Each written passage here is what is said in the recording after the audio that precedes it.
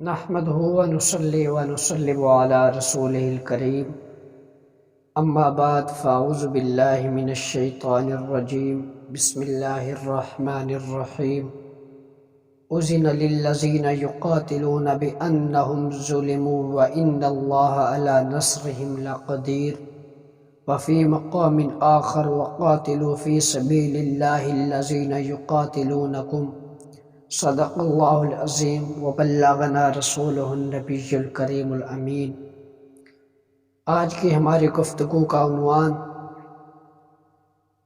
غزوات نبوی صلی اللہ علیہ وآلہ وسلم ہے کہ نبی کریم علیہ السلام نے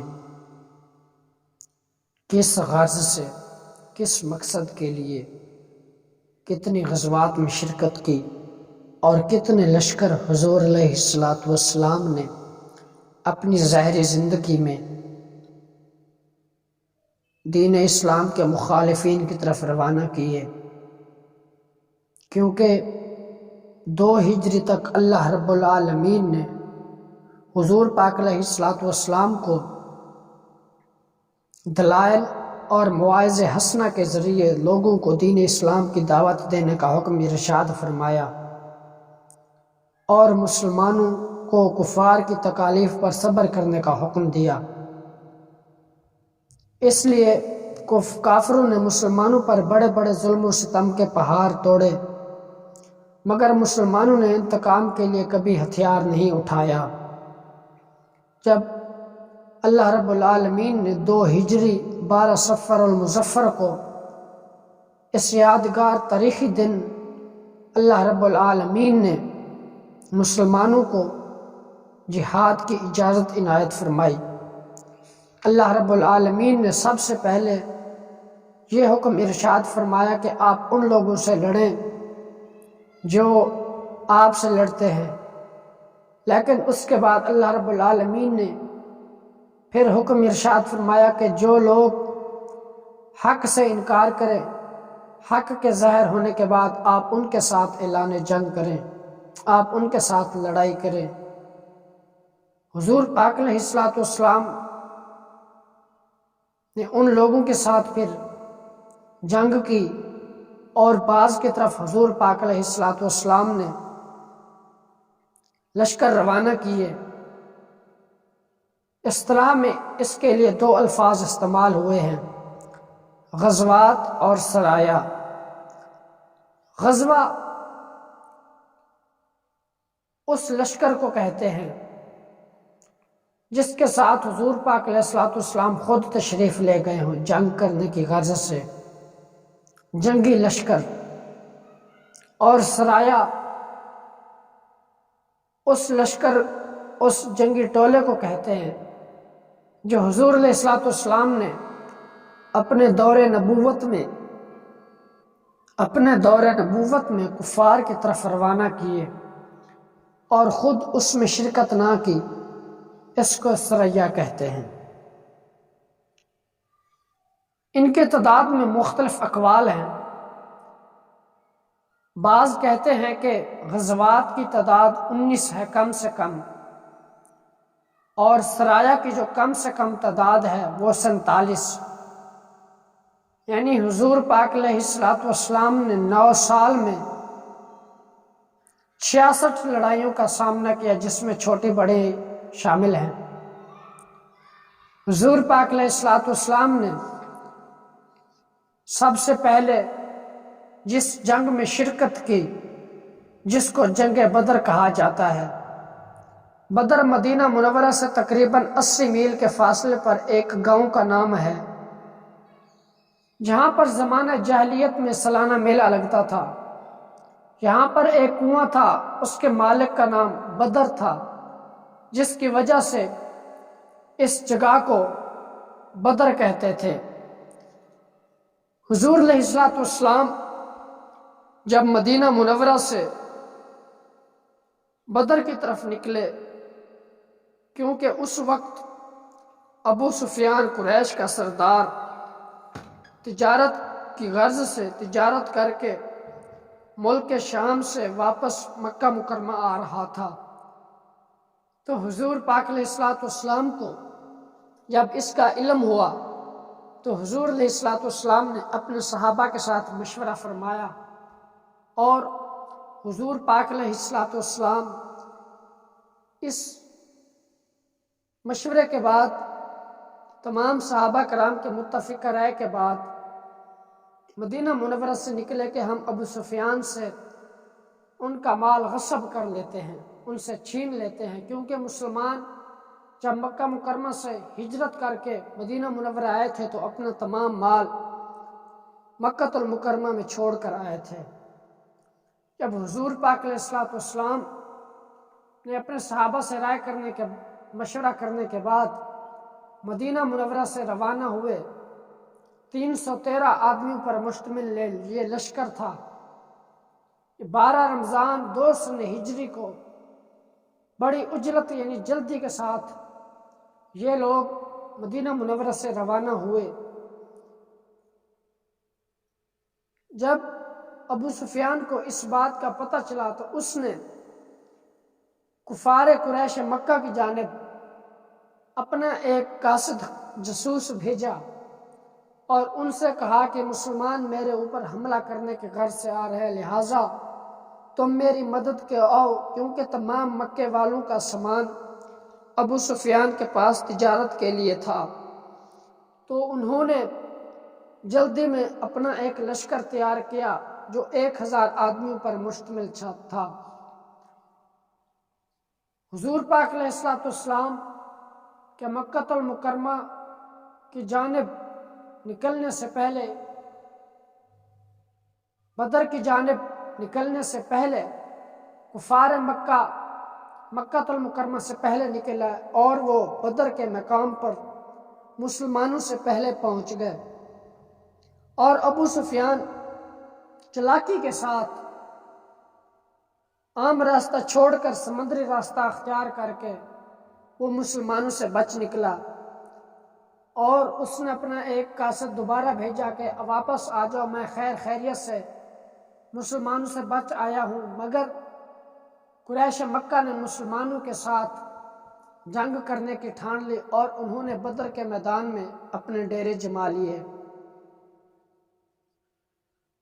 حضور علیہ الصلوۃ والسلام شام کے وقت بدر کے مقام پر پہنچے تو حضور علیہ الصلوۃ والسلام نے اپنے صحابہ کو، جن میں حضرت علی، حضرت زبیر، حضرت سعد بن ابی وقاص رضی اللہ تعالی عنہم کو بدر کی طرف بھیجا اور وہاں کے حالات و واقعات جاننے کے لیے کہ وہاں کا جائزہ لے کر آؤ۔ جب یہ حضرات بدر کے میدان کا جائزہ لینے کے لیے گئے تو انہوں نے قریش کے 2 غلاموں کو پکڑ لیا جو لشکر قریش کے لیے پانی بھرنے پر مقرر تھے۔ حضور علیہ الصلوۃ والسلام نے ان غلاموں سے دریافت کیا کہ اس لشکر میں کون کون آئے ہیں، تو انہوں نے بتایا کہ عتبہ بن ربیعہ، حکیم بن حزام، نوفل بن خویلد، امیہ بن خلف، ابو جہل بن ہشام، عباس بن عبد المطلب وغیرہ وغیرہ اس لشکر میں موجود ہیں۔ حضور نے جب یہ بات سنی تو آقا کریم علیہ الصلوۃ والسلام نے اپنے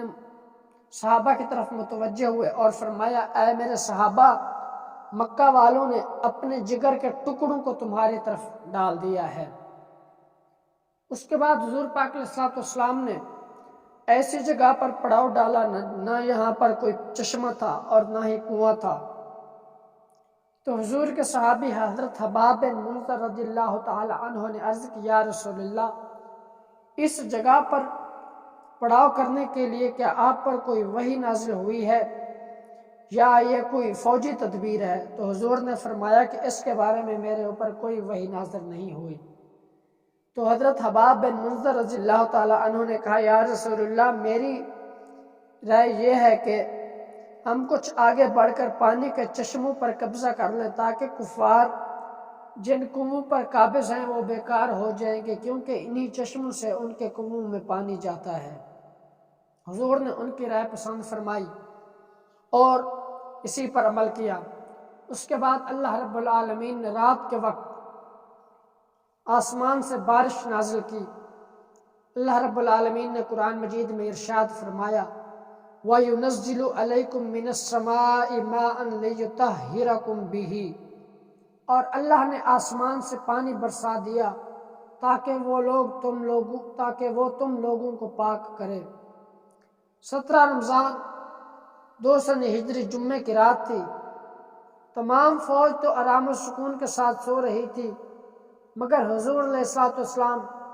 اللہ سے لو لگائے دعا میں مصروف تھے۔ حضور علیہ الصلوۃ والسلام نے صبح کے وقت لوگوں کو نماز کے لیے بیدار کیا، پھر نماز کے بعد قرآن کی آیات جہاد سنا کر اور ولولہ انگیز واعظ فرمایا کہ مجاہدین اسلام کے رگوں کا خون قطرہ قطرہ جوش و خروش کا سمندر بن کر طوفانی اور موجیں مارنے لگے اور لوگ میدان جنگ کے لیے تیار ہونے لگے۔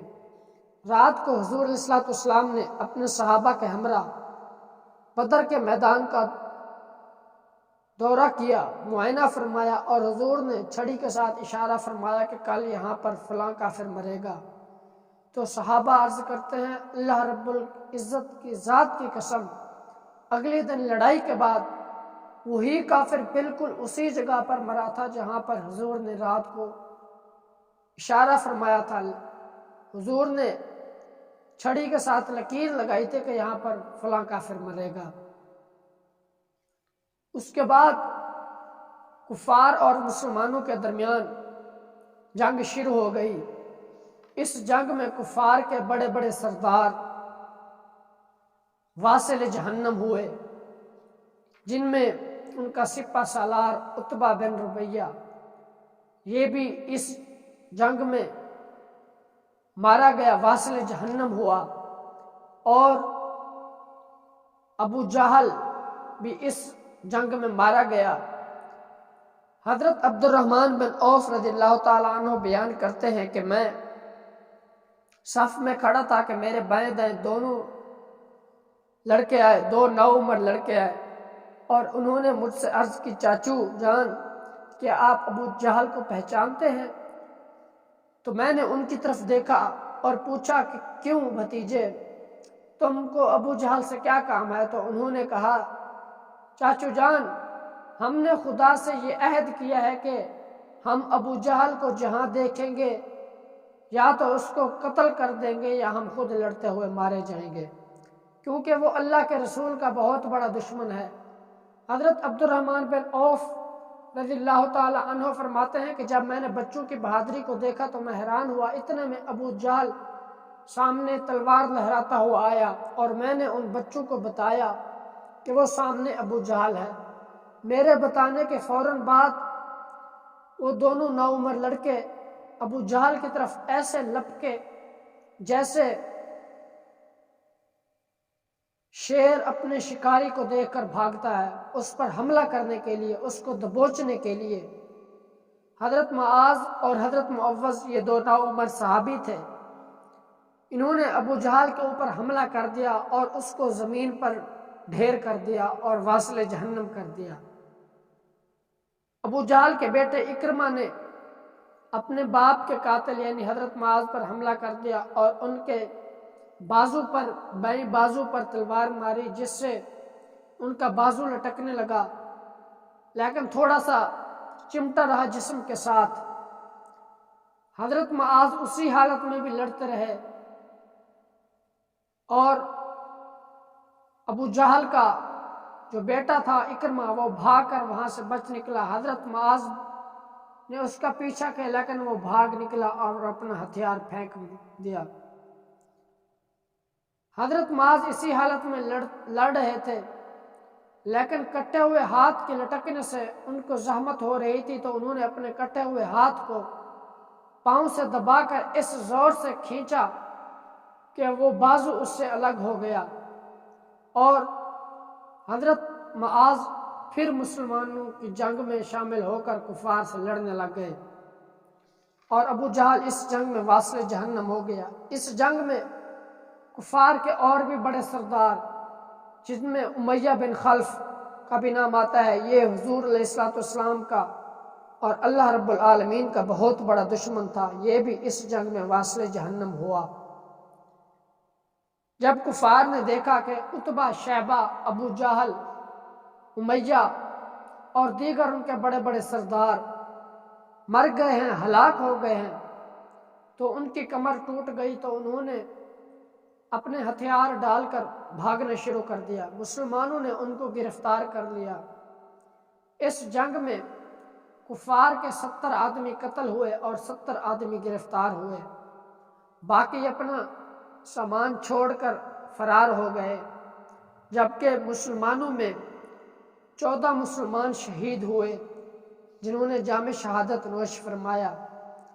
حضور علیہ الصلوۃ والسلام اس فتح اور نصرت کے بعد 3 دن وہاں پر قیام پذیر رہے اور اموال غنیمت یعنی جو ان سے کفار سے حاصل کیا وہ لے کر، قیدیوں کو بھی ساتھ لے کر مدینہ منورہ کی طرف روانہ ہوئے۔ جب حضور وادی صفرا میں پہنچے تو آپ نے اموال غنیمت مجاہدین کے درمیان تقسیم فرما دیا۔ حضور علیہ الصلوۃ والسلام جب مدینہ منورہ پہنچے تو آپ نے پہنچنے سے پہلے حضرت زید بن حارثہ رضی اللہ تعالیٰ عنہ کو فتح مبین کی خوشخبری سنانے کے لیے مدینہ بھیج دیا۔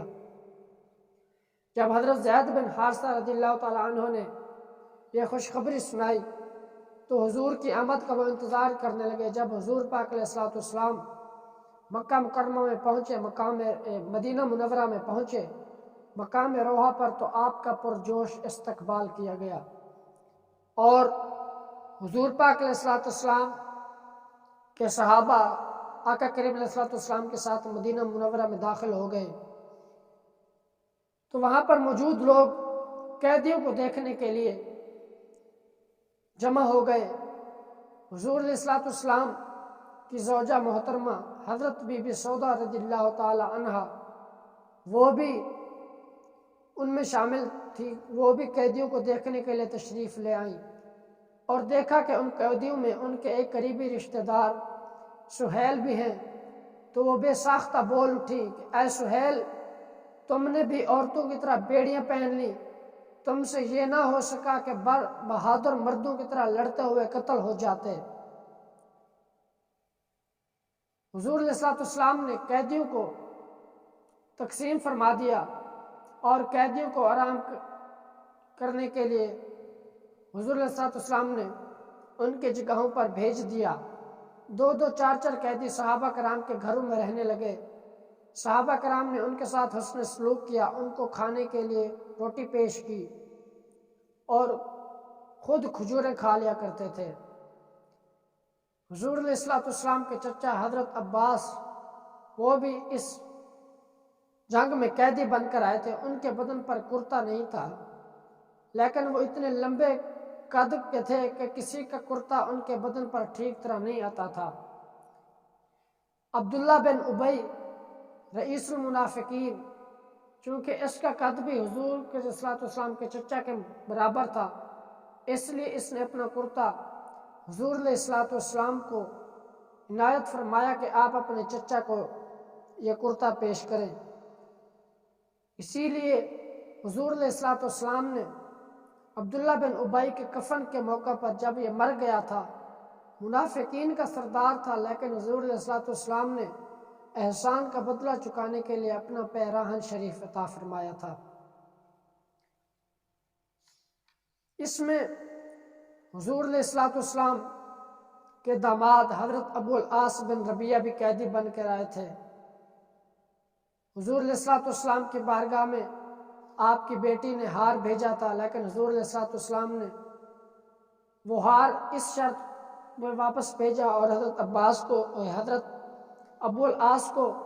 رہا کر دیا کہ وہ میری بیٹی کو مدینہ منورہ بھیج دے گا۔ اس جنگ کے بعد مسلمانوں کو پورے عرب میں ڈنکے بجتے تھے، کوئی بھی گروہ مسلمانوں کے ساتھ جنگ کرنے کے لیے تیار نہ تھا۔ 3 ہجرت کا تیسرا سال مسلمانوں اور کفار کے درمیان جنگ احد کا واقعہ پیش آیا۔ چونکہ بدر کے میدان میں 70 کفار قتل ہوئے اور 70 گرفتار ہو چکے تھے، کیونکہ اس میں کفار کے بڑے بڑے سردار بھی شامل تھے،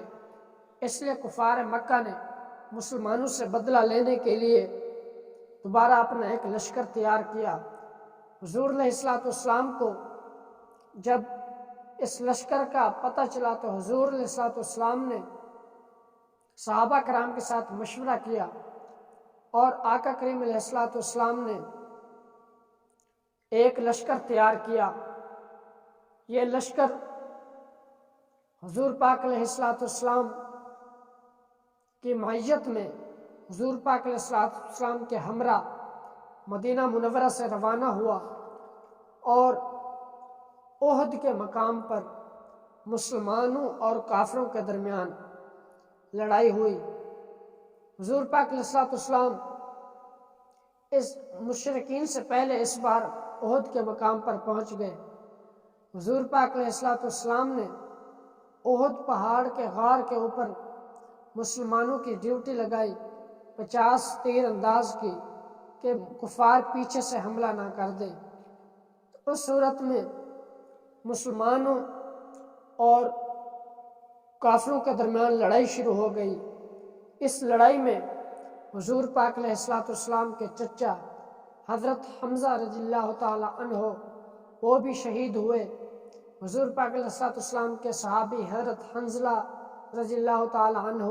حضرت مصعب بن عمیر رضی اللہ تعالی عنہ اور حضور پاک علیہ السلام کے دیگر صحابہ بھی اس جنگ میں شہید ہوئے۔ اس کی وجہ یہ تھی کہ مسلمانوں نے جب پہلے کفار کے اوپر حملہ کر دیا تو مسلمانوں کو اللہ رب العالمین نے نصرت عطا کی، کہ جو لوگ غار کے دہانے پر کھڑے تھے جب انہوں نے دیکھا کہ مسلمانوں نے کامیابی حاصل کر لی ہے تو اس صورت میں انہوں نے اپنی جگہ کو چھوڑ دیا۔ جو ان کے وہاں پر نگران مقرر تھے انہوں نے ان کو بڑا روکا، لیکن انہوں نے ان کی بات نہ مانی اور وہ ساز و سامان جمع کرنے کے لیے اپنی جگہ سے ہٹ کر نیچے تشریف لے آئے۔ جب وہ نیچے آئے تو کفار نے پیچھے سے مڑ کے دیکھا کہ اب وہ جگہ خالی ہو گئی ہے۔ چند ایک صحابہ کرام غار کے اوپر کھڑے ہیں تو انہوں نے ان پر حملہ کر کے مسلمانوں کے اوپر پیچھے سے حملہ کر دیا۔ کیونکہ 50 تیر انداز پہلے بہت زیادہ تھے، جب وہ کم ہو گئے تو اس وقت کفار نے مسلمانوں کے اوپر پیچھے سے حملہ کر دیا۔ تو اس وقت مسلمانوں میں اندر بھگدڑ مچ گئی اور ایک حضور کے صحابی حضرت مصعب بن عمیر جب شہید ہوئے، کیونکہ ان کی شکل حضور پاک علیہ السلام کے ساتھ ملتی جلتی تھی، جب یہ شہید ہوئے تو کفار نے اعلان کر دیا معاذ اللہ حضور پاک علیہ السلام قتل ہو گئے ہیں۔ جب یہ بات سن کر مسلمانوں نے تو وہ 3 گروہ میں ہو گئے۔ کچھ لوگ تو بھاگ کر مدینہ کے قریب پہنچ گئے، کچھ لوگ مردہ دل ہو گئے، جہاں تھے وہیں رہ گئے کہ حضور پاک علیہ السلام شہید ہو گئے، اور کچھ لوگ جو حضور علیہ السلام کے ارد گرد حضور کی حفاظت کرتے رہے، جن کی تعداد 12 تھی۔ اس جنگ میں حضور پاک علیہ السلام خود بھی زخمی ہوئے، حضور پاک علیہ السلام کے 2 دندان مبارک بھی اس جنگ کے اندر شہید ہوئے، اور حضور پاک علیہ السلام کے رخسار کے اوپر بھی زخم لگا۔ اور اس جنگ میں مسلمانوں کو واضح طور پر جو پہلے کامیابی حاصل ہوئی وہ وقتی طور پر ایک نقصان کی صورت بن گئی، اور کفار مسلمانوں پر حملہ کر کے واپس جانے لگے۔ تو کفار کے اندر ایک عورت تھی جس کا نام تھا ہند۔ یہ عورت وہ تھی کیونکہ حضرت امیر حمزہ نے ان کے ایک رشتہ دار کو قتل کیا تھا۔ تو جب ہند تلاش کرتے، ہندا بھی نام آتا ہے اور بعض جگہ پہ ہند بھی آتا ہے، جب یہ حضرت امیر حمزہ کی لاش کے قریب پہنچی تو انہوں نے حضرت امیر حمزہ کے کلیجے کو چبایا اور حلق سے نہ اتر سکا تو انہوں نے اس کو اپنے منہ سے اگل دیا، کیونکہ حضرت امیر حمزہ نے ان کے باپ کو قتل کیا تھا، عتبہ کو، اس لیے یہ بدلے لینے کی غرض سے مدینہ منورہ میں تشریف لے آئی تھی، مسلمانوں کے لیے جنگ کرنے کے لیے احد کے مقام پر۔ اس جنگ میں مردوں کے ساتھ ساتھ عورتوں نے بھی مسلمانوں کا بھرپور ساتھ دیا، اور مسلمانوں کے جو زخمی ہو گئے تھے ان کی پٹیاں کرتی رہیں، اور حضور پاک علیہ الصلوۃ والسلام کو ڈھارس بندھاتی رہیں۔ اس کے بعد 4 سن ہجری میں حضور پاک علیہ الصلوۃ والسلام اور حضور پاک علیہ الصلوۃ والسلام کے صحابہ جب مدینہ منورہ میں واپس آئے تو مختلف سرایہ پیش آئی، اور 5 ہجری میں حضور پاک علیہ الصلوۃ والسلام مدینہ منورہ سے ایک لشکر کے صورت میں روانہ ہوئے۔ یہ قبیلہ بنی المستلق کے ساتھ جنگ کرنے کی غرض سے روانہ ہوئے، کیونکہ انہوں نے غزوہ احد کے موقع پر کفار کا ساتھ دیا تھا، لیکن جب مسلمان ان کی طرف گئے اور انہوں نے وہاں پر ان کے ساتھ حملہ کیا تو اللہ رب العالمین نے مسلمانوں کو غزوہ بنی المستلق میں واضح طور پر فتح اور کامیابی سے نوازا، اور مسلمان اس موقع کے اوپر 700 سے زائد کفار کو گرفتار کر کے لائے، 2000 اونٹ اور 5000 بکریاں مال غنیمت کی صورت میں مسلمان غزوہ بنی المستلق سے لے کر مدینہ منورہ کی طرف واپس پہنچے۔ آج کی ہماری گفتگو 3 غزوات کے اوپر مشتمل تھی۔ یہ غزوات کے پہلے حصے کا لیکچر ہے۔ انشاءاللہ العزیز غزوات کا دوسرا حصہ، یعنی بقیہ جو غزوات جن میں حضور پاک علیہ الصلوۃ والسلام نے شرکت کی اور جس میں جنگ و جدل کی نوبت آئی، اس کا دوسرا حصہ ہم دوسرے لیکچر میں بتائیں گے۔ وما علینا الا البلاغ المبین۔